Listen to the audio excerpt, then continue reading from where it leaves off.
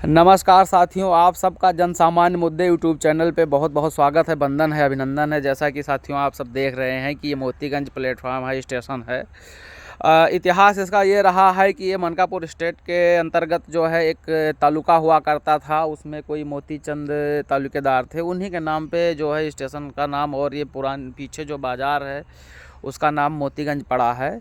इसका ये इतिहास है साथियों, यह है कि अंग्रेज़ों के समय का बना हुआ ये स्टेशन प्लेटफार्म है। तो यहाँ पे जो है बहुत पहले से लकड़ मंडी यानी कि पैसेंजर गाड़ियाँ ही रुकती आई हैं और आज भी वही चीज़ें हो रहा है। तो साथियों पहले तो ये हम चाहते हैं शासन प्रशासन से कि यहाँ पर भी कुछ गाड़ियों का ठहराव होना चाहिए, एक्सप्रेस या सुपरफास्ट गाड़ियों का, मेल गाड़ियों का ठहराव होना चाहिए, ताकि यहाँ एक बहुत बड़ी आबादी है जो है प्राइवेट वाहनों से काफ़ी खर्चीला पड़ जाता है और तमाम समस्याएं हैं। तो यहाँ पे होना चाहिए क्योंकि यहाँ पे आबादी है, इस हिसाब से होना चाहिए। और साथियों आज हम इकट्ठा हुए हैं इसलिए कि यहाँ पर हम आए हुए हैं, हमारे एक मित्र हैं भाई, बचपन के दोस्त हैं भाई दिलीप कुमार जी।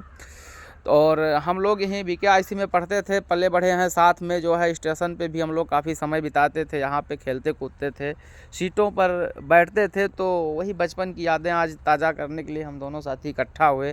पेशे से मैं भी और भाई साहब भी बेसिक शिक्षा विभाग में हैं, अध्यापक हैं। सामाजिक कार्य जो बन पड़ता है हम लोग करते रहते हैं तो उसमें। और दिलीप कुमार भाई से आज हम जैसे बचपन में बैठते थे तो कुछ ना कुछ हम लोगों की बातें हुआ करती थी, बचपन की बातें हुआ करती थी, खेल कूद से संबंधित और तमाम चीज़ें। तो आज भी हम चाहते हैं कि ये जो भारतीय लोकतंत्र का महापर्व है, भारतीय संसदीय प्रणाली का महापर्व आ गया है साथियों, इसमें हम लोगों को बड़े ही उत्साह है, आप सबको उत्साह है। नई नई पार्टियां आ रही हैं, पुरानी पार्टियां आ रही हैं, सब चुनाव लड़ रही हैं, सब समाज और देश को दशा और दिशा देने के लिए कार्य करना चाहती हैं, सब अपना अवसर तलाश रही हैं। तो इन्हीं सब सारे मुद्दों पे दिलीप कुमार जी से मैं बात करना चाहता हूं। भाई दिलीप कुमार, जन सामान्य मुद्दे यूट्यूब चैनल पे आपका बहुत बहुत स्वागत है। बहुत बहुत धन्यवाद विशाल जी। जी, हम आपसे आज ये बात करना चाहते हैं कि जो है जो भारतीय संसदीय प्रणाली है, इस भारतीय संसदीय प्रणाली में भारतीय संविधान टॉपिक बहुत अच्छा आपने चुना। जी, भारतीय लोकतंत्र और भारतीय लोकतंत्र में भारतीय नागरिकों की भूमिका। जैसे हमारा देश आज़ाद हुआ 650-700 साल की गुलामी से, तो हम वाकई पहले जगत गुरु थे, सोने की चिड़िया थे, तमाम संज्ञाएं हमारे यहाँ थी, यानी कि साधन संसाधन की ना तब कमी थी ना अब कमी है। तो जिस हिसाब से हमारा डेवलपमेंट होना चाहिए, कहीं ना कहीं हम थोड़ा सा पीछे हैं, किसी से पीछे नहीं लेकिन खुद से पीछे हैं। तो हम एक ये सवाल है कि भारतीय संविधान, भारतीय लोकतंत्र और 2024 के बाद हमारे समाज, हमारे देश की दशा और दिशा कैसी हो, उसमें हम भारतीय नागरिकों का, भारतीय वोटर्स का क्या योगदान होना चाहिए, इस पर हम आपसे चर्चा करना चाहते हैं। पहली चीज़ तो ये है कि एक बहुत पुरानी कहावत है कि जो होता है वो अच्छे के लिए होता है जी। तो मेरा यह मानना है कि जो भी चीज़ें प्रकृति में, जो भी घटनाएं घट रही हैं जी, वो कहीं ना कहीं कुछ उसका उद्देश्य प्रकृति अब एक अच्छे दिशा में ले जाने के लिए करती है। कभी कभी चीज़ें हमको लगती हैं कि नहीं ये तो बहुत ख़राब हो गया या बहुत बेकार काम हो गया, लेकिन कभी कभी वो चीज़ें हमारे समझ में नहीं आती हैं। वो चीज़ें हमको बाद में समझ में आती हैं कि यार ये तो अच्छा हुआ था, लेकिन हम इसको उस समय गलत कह रहे थे। तो प्रकृति के नियम को समझना इतना आसान नहीं है मनुष्य के लिए जी। अब जैसा कि ये मोतीगंज स्टेशन है और ट्रेनें यहाँ आती जाती रहती है। अभी आप कह रहे थे कि ट्रेनों के ठहराव को लेकर, तो ट्रेनें तो बहुत आती जाती हैं, लेकिन इस कस्बे को, इस बाजार को लाभ तब मिलेगा जब यहाँ पे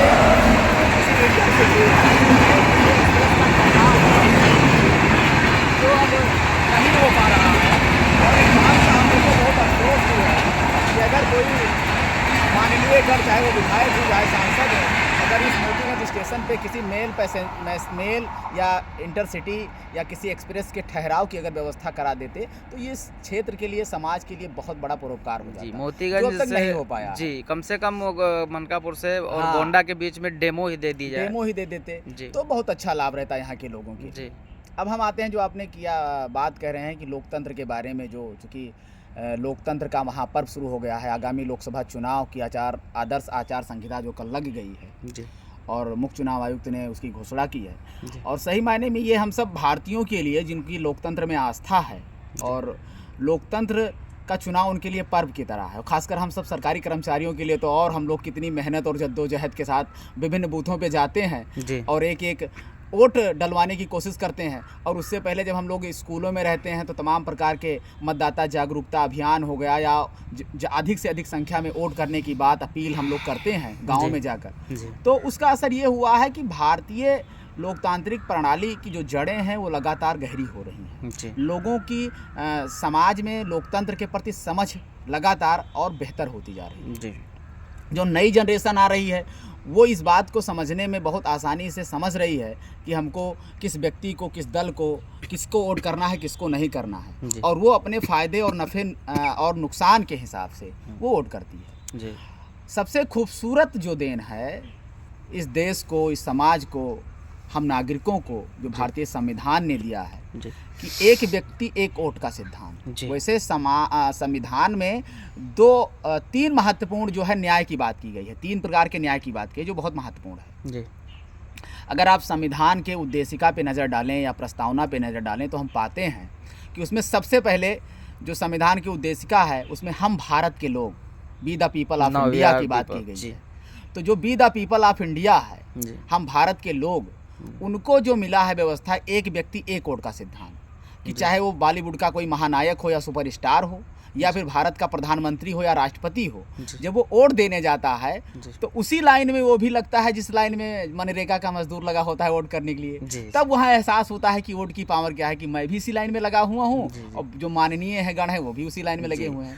तो भारतीय संविधान ने जो व्यवस्था दी है एक व्यक्ति एक वोट, चूँकि उसके लागू होते ही हमारे देश में राजनीतिक समानता आ गई संविधान के लागू होने। चाहे वो एक बेगर हो, यदि वो वोटर है, चाहे वो देश का सबसे बड़ा पूंजीपति हो, दोनों के मत का मूल्य एक ही है। इसलिए आपकी बात में हम एक बात और जोड़ना चाहेंगे कि जो हमारा मत है वो बहुत ही बहुमूल्य है। मैं भारतीय वोटरों से एक बात कहना चाहूँगा कि भाई वोट कभी मत बेचना जी सर। अब आप आगे। अब ये जानिए कि जो जितने भी दान हैं, जैसे रक्तदान है जी, अंगदान है जी, है ना जी, उसके बाद अगर आप देखेंगे तो ये है मतदान जी, सबसे बड़ा दान, मतदान, इसको मत भी कहा जाता है ना। तो ये बहुत बड़ा दान है। इससे क्या होता है कि पहले क्या होता था, पहली जो पुरानी व्यवस्थाएं थी, पुरानी व्यवस्थाओं में राजा जो होता था वो रानी के पेट से पैदा होता था, लेकिन अब राजा जो है वो रानी के पेट से नहीं पैदा होता है। अब राजा जो है वो ईवीएम से पैदा होता है। ईवीएम का बटन जाएगा, बैलेट पेपर या ईवीएम जी, मौजूदा समय में ईवीएम है जी, तो ईवीएम का बटन आप दबाएंगे और जिसके पक्ष में ज़्यादा वोट गिरेगा, ज़्यादा जिसको मत प्राप्त होगा वो चुनाव जीतेगा, और वो सब मिलके जो है संसदीय प्रणाली के अनुसार अपना नेता चुनेंगे। प्रजा के लिए। हाँ जी, बहुत इम्पोर्टेंट, सबसे खूबसूरत जो इसका परिभाषा दिया है अब्राहम लिंकन साहब, बहुत बड़े नेता हुए मजदूरों के और गरीबों के, वंचितों के। वो कहते हैं कि प्रजातंत्र मतलब डेमोक्रेसी या लोकतंत्र, प्रजातंत्र जनता के द्वारा जनता के लिए शासन है। Democracy by the people, to the people, of the people. तो ये जो इम्पोर्टेंट बातें वो कहते हैं, इसी से भारतीय सरकारों का गठन होता है। और पहले हम थोड़ा सा बात करें कि उद्देशिका क्या कहती है भारतीय संविधान की। जो उद्देशिका है be the people of India, वो जब आप देखेंगे, नज़र डालेंगे तो वो कहते हैं, बहुत इम्पोर्टेंट है वो, क्योंकि पूरे संविधान का सार है। जो उद्देशिका है संविधान की, पूरे संविधान का सार है, चाबी है, कुंजी भी कहते हैं जी। वो कहते हैं उसमें कि हम भारत के लोग भारत को एक संपूर्ण प्रभुत्व संपन्न, समाजवादी, पंथ निरपेक्ष, लोकतंत्रात्मक गणराज्य बनाने के लिए तथा उसके समस्त नागरिकों को आर्थिक, सामाजिक एवं राजनीतिक न्याय, विचार, अभिव्यक्ति, विश्वास, धर्म एवं उपासना की स्वतंत्रता, प्रतिष्ठा व अवसर की समता पाने के लिए तथा उन सब में व्यक्ति की गरिमा एवं राष्ट्र की एकता व अखंडता सुनिश्चित करने वाली बंधुता बढ़ाने के लिए दृढ़ संकल्प होकर अपनी इस संविधान सभा में तब तारीख 26 नवंबर सन 1949 मित मार्गशीर्ष शुक्ल सप्तमी सम्मत 2006 विक्रमी को एतद द्वारा इस संविधान को अंगीकृत, अधिनियमित एवं आत्मार्पित करते हैं। तो इस पे जब आप देखेंगे तो तीन प्रकार के जो न्याय की बात की, सभी प्रकार के, सभी धर्मों, सभी जातियों, ये देखिए आप उपासना की स्वतंत्रता की बात कर रहे हैं, पूजा पद्धति अपने हिसाब से लोग अपना सकते हैं जी। तो ये जो 3 प्रकार के न्याय की बात की गई है, राजनीतिक न्याय जो संविधान के लागू होते ही हमको मिल गया 26 नवंबर 1950। बहुत जी। इंपॉर्टेंट है कि हमारा जो संविधान है वो 26 नवंबर 1949 को अंगीकार हुआ जी अर्ध रूप से, और स्वीकार उसको कर दिया गया 26 जनवरी 1950 को। तो ये चीज़ें हमको भी यहाँ थोड़ा समझना है। जी और उसके बाद में जो उसमें 3 इंपॉर्टेंट बातें हैं न्याय की जो बात की गई है, जी राजनीतिक न्याय, एक व्यक्ति एक वोट, संविधान के लागू होते ही मिल गया। जी सामाजिक न्याय अभी थोड़ा हमको दूर दिखाई देता है, जब सामाजिक न्याय की हम बात करते हैं तो एक जी। धुंधली तस्वीर समझ में आती है, जी साफ नहीं हो पाती जी, है। बिल्कुल, बिल्कुल क्योंकि भारतीय समाज में जो जाति धर्म का बंटवारा है उसमें जी। थोड़ा एक जो धुंधलापन है वो तस्वीर स्पष्ट नहीं हो पाती है। और तीसरी जो बात की गई है आर्थिक न्याय, जी। सामाजिक आर्थिक।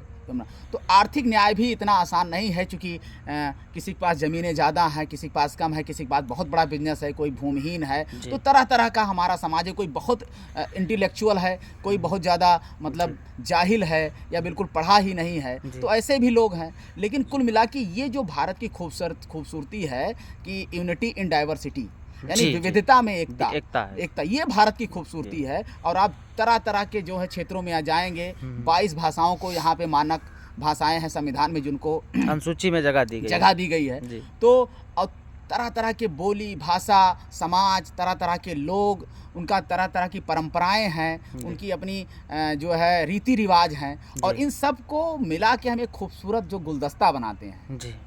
कि हमारे गुलदस्ते में सभी तरह के फूल हैं, गुलाब भी है, चमेली भी है, बेला भी है, गुड़हल भी है, विभिन्न तरह के जो है फूलों से हमारा गुलदस्ता सजा है, जो भारत को बहुत खूबसूरत बनाता है। और इन सबको एक साथ जोड़े रखने में जो संविधान की भूमिका है, जो लोकतंत्र की भूमिका है, वो हमें दुनिया में श्रेष्ठ बनाती है। वो हमको दुनिया में विश्व गुरु के दर्जे तक पहुँचाएगी, जब हम लोगों से, जो कि संविधान का जो ध्येय है, जो संविधान का जो प्रण है कि हम किसी व्यक्ति से जाति, धर्म, भाषा, लिंग, स्थान, किसी भी प्रकार का भेदभाव नहीं करेंगे और सबको समान रूप से बढ़ने का अवसर देंगे, सबको आगे बढ़ाएंगे, समता मूलक समाज का निर्माण करेंगे। जब इस उद्देश्य को हर व्यक्ति समझेगा, हर नागरिक समझेगा, तब भारत के लोकतंत्र में जो चुनाव की जो भूमिका है, भारत के लोकतंत्र में जो वोट की भूमिका है, भारत के लोकतंत्र में जो नागरिकों की भूमिका है, भारतीय लोकतंत्र में जब अंतिम पायदान पे जो व्यक्ति खड़ा है, जो अपने अधिकार को समझेगा, तब जाके जो है बाबा साहब का सपना साकार होगा, जो उन्होंने देखा था कि जब इस देश के जो गरीब हैं, इस देश के जो वंचित हैं, जब वो लाइब्रेरी की तरफ जाएंगे, पुस्तकालय की तरफ जाएंगे, किताबों को पढ़ेंगे, तब वो अपने जीवन के महत्व को समझेंगे और इस देश के महत्व को समझेंगे। तब वो समझ पाएंगे कि राष्ट्रवाद क्या है और देशभक्ति क्या है, राष्ट्रवाद होता क्या है। बिल्कुल सर, तब उसको समझ पाएंगे, क्योंकि बिना शिक्षा के इन चीज़ों के मायनों को समझना बहुत कठिन है। तो कुल मिला के यही है, बाबा साहब ने कहा था कि शिक्षा ही ऐसी शेरनी का दूध है कि जो पिएगा वो दहाड़ेगा।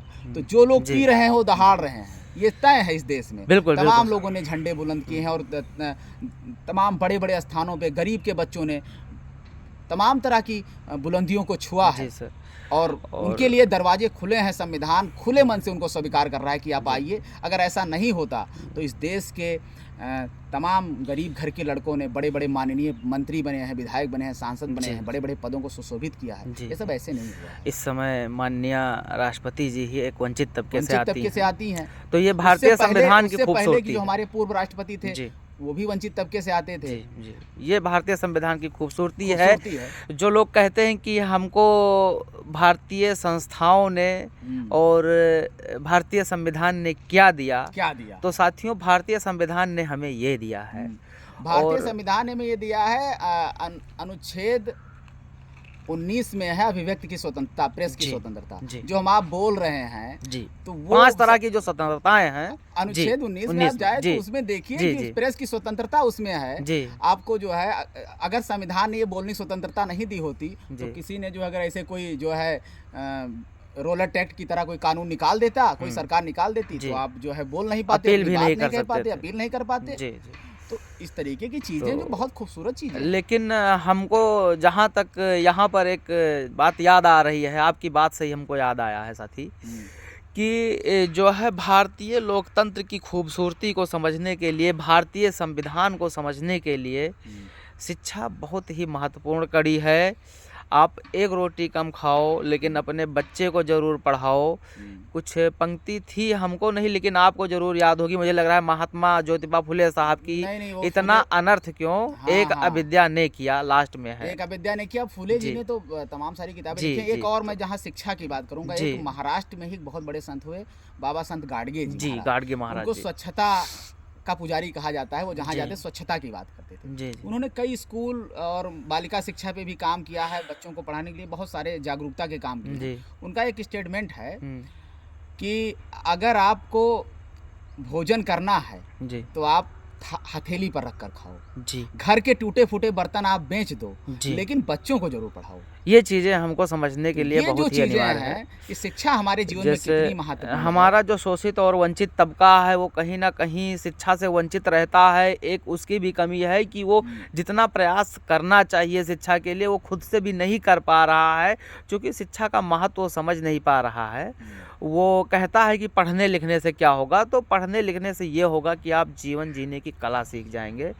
साथ ही इसी वार्ता के क्रम में आपसे हम पढ़ने लिखने का बस यही कि चूंकि पढ़ने लिखने का ये है कि अगर पढ़ने लिखने से अगर ऐसा कुछ नहीं होता जी तो इस देश का संविधान इस देश के जाति व्यवस्था के सबसे निचले पायदान से आया हुआ व्यक्ति नहीं लिखता। जी एकदम एकदम बहुत बड़ी बात सर आपने कहा। अगर जिस व्यक्ति को जो है लोग जो है जी अस्पृश्य समझ के छूते भी नहीं थे, जी और उस समाज से आए हुए लड़के ने इस देश के संविधान के निर्माण में सबसे महत्वपूर्ण भूमिका निभाई। ड्राफ्टिंग कमेटी के आप अध्यक्ष रहे, जी और उसके बाद उसी के नाते आपको संविधान का जनक भी कहा जाता है। अपनी विद्वता, बिल्कुल। अपने सामर्थ्य और ज्ञान के सिकंदर नाते। को आल्प्स पर्वत पार करना आसान हाँ। था, अभी तो बाबा साहब को ये सामाजिक विषमताएं पार करना आसान नहीं था। नहीं था।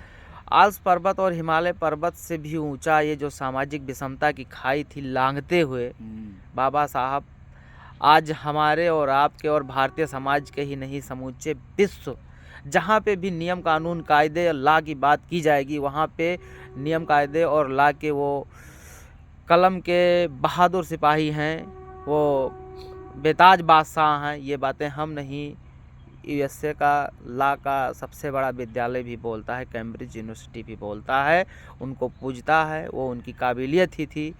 दोस्त अब इस पर हम एक बात और थोड़ा सा, मौजूदा हमारी जो सरकार है वो वन नेशन, अभी थोड़ा हम राजनीतिक तो नहीं हो रहे हैं क्योंकि हम लोगों को होना भी नहीं चाहिए, लेकिन जो सरकार की पॉलिसी है उस पर थोड़ा चर्चा किया जा सकता है। ये जो वन नेशन वन इलेक्शन की बात हो रही है, तो अगर ये हो जाए तो सही बात है, खर्चे में भी जो है कहीं ना कहीं जो है हमको थोड़ा सुकून मिलेगा, क्योंकि इलेक्शन में खर्चा भी बहुत पड़ता है। तो वन नेशन वन इलेक्शन पे आपका क्या विचार है, ये पब्लिक जानना चाहती है।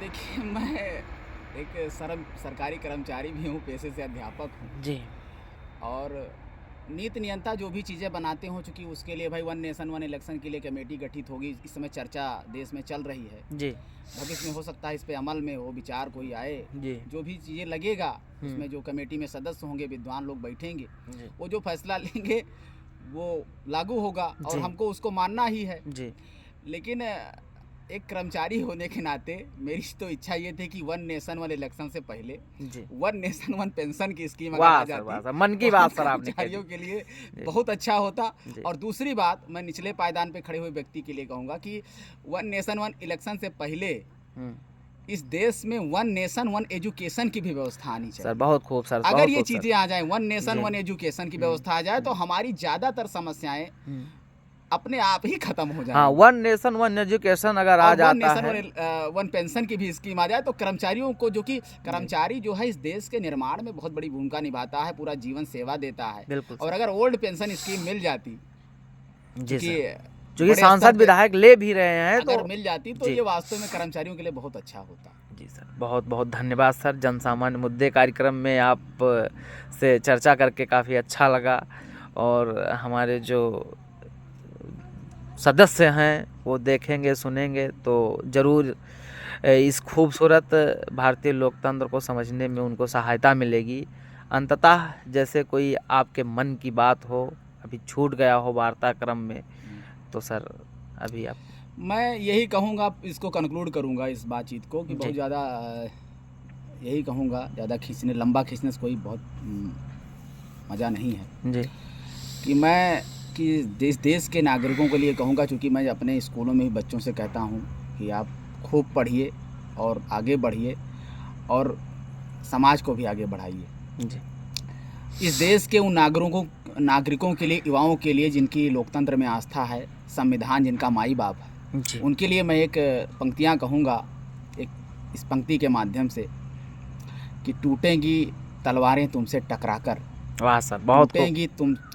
टूटेंगी तलवारें तुमसे टकराकर, रह जाएंगे दुश्मन के तरकस खाली, वाह और हर मैदाने जंग को तुम बेखौफ लड़ो, वक्त से पहले मौत नहीं आने वाली। वाह वक्त सर, से वाह पहले वाह, मौत बहुत नहीं आने खूब वाली। सर, बहुत बहुत खूब। बहुत धन्यवाद। धन्यवाद सर, आप इतना अमूल्य समय दिए उसके लिए बहुत बहुत धन्यवाद। अन्यथा मैं यही कहना चाहूँगा साथियों कि ये जो लोकतंत्र का पावन पर्व आया है, महापर्व आया है, 7 चरणों में चुनाव हो रहा है, तो देश के कोने कोने में जहाँ भी मेरी वीडियो पहुँचे, आप सभी साथियों से बहुत ही विनम्र निवेदन है साथियों, भारतीय लोकतंत्र में जो आपका मतदान है वो आपका प्रथम कर्तव्य भी है कि आप पहले मतदान तब जलपान, और अपना मतदान अपने मुद्दे पर करिए, जो आपकी जन समुदाय की समस्याएं हों उस मुद्दे पे करिए, जो पार्टी जो नेता आपके मुद्दे पे खरा उतर रहा हो उसको आप वोट करिए, ना किसी के दबाव में रहिए, ना अपने वोट को बेचिए। इतना ही विनम्र निवेदन है। फिर मिलते हैं कभी अगले एपिसोड में साथियों, बहुत बहुत धन्यवाद।